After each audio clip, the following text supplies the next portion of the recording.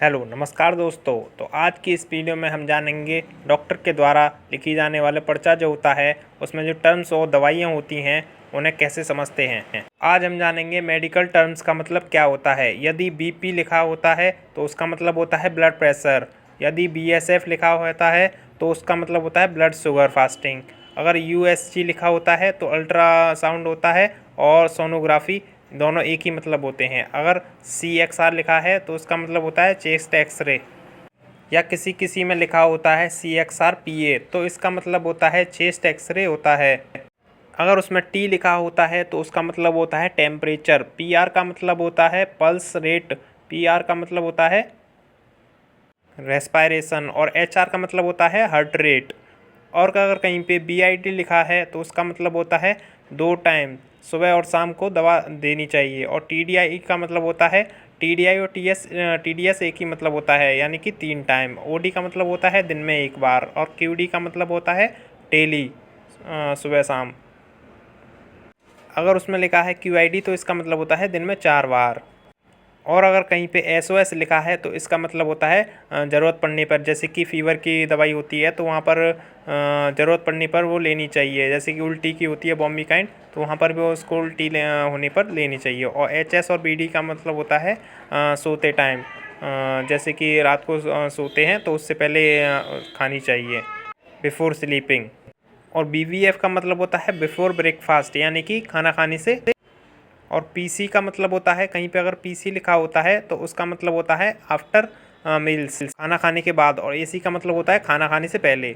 और अगर कहीं पे जैसे कि OPD लिखा है, डॉक्टर लिखते हैं OPD, तो इसका मतलब होता है आउट पेशेंट डिपार्टमेंट, यानी कि पेशेंट एडमिट नहीं है, बाहर से आके अपना ट्रीटमेंट कराते हैं, बोलते हैं OPD।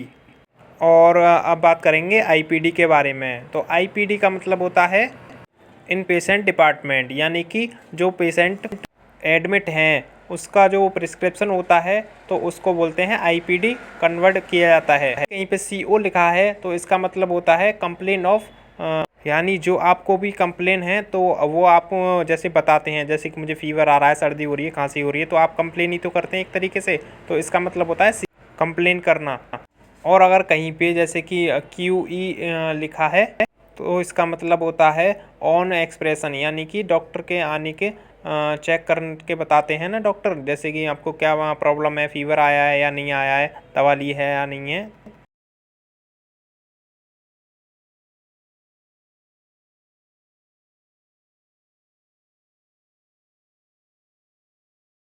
और कहीं पे जैसे कि RX लिख देते हैं या TX लिख देते हैं तो बात एक ही रहती है। RX का मतलब होता है प्रिस्क्रिप्शन, डॉक्टर के द्वारा जो प्रिस्क्रिप्शन लिखा जाता है उसको RX या TX कहते हैं। TX का मतलब होता है ट्रीटमेंट और RX का मतलब होता है प्रिस्क्रिप्शन। और DX का मतलब होता है डायग्नोसिस, जैसे कि डायग्नोसिस का मतलब होता है डॉक्टर कौन सी मेडिसिन उसके पेशेंट के हिसाब से चलाते हैं तो उसको होता है डायग्नोसिस।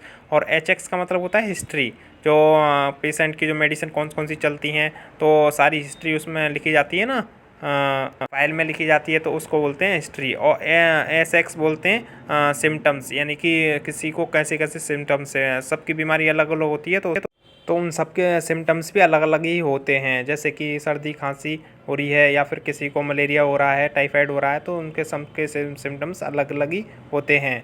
जैसा कि आप लोग ग्राफ में देख सकते हैं, ये जो ग्राफ बना हुआ है इसमें पूरी तरीके से लिखा हुआ है सारी चीज़ें, आप लोग देख सकते हैं अगर आपको कोई प्रॉब्लम है तो। फ्रेंड्स, ये थी कुछ वीडियो में दी गई जानकारी। अगर वीडियो पसंद आया तो वीडियो को लाइक करें, कमेंट करें, शेयर करें, और कोई दिक्कत है तो आप मुझे कमेंट करके पूछ सकते हैं। चैनल पर नए हैं तो चैनल को सब्सक्राइब करें। Thank you.